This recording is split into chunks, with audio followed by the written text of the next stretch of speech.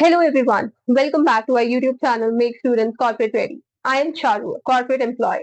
We are here with a mission to help students and graduates make successful career in the corporate world.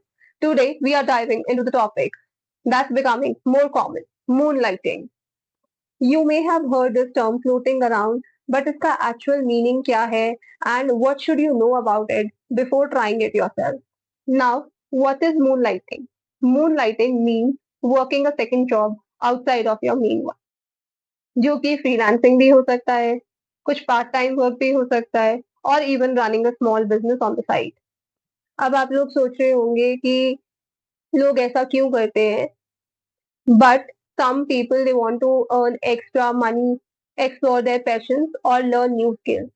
But here's the thing, while it sounds great, you need to be more careful because companies they have strict policies against moonlighting, especially अगर वो आपकी main job को affect कर रहा है or create conflicts of interest. So before you take on a side gig, make sure you check your company's policies. Balancing two jobs can be rewarding, but it's important to do it responsibly.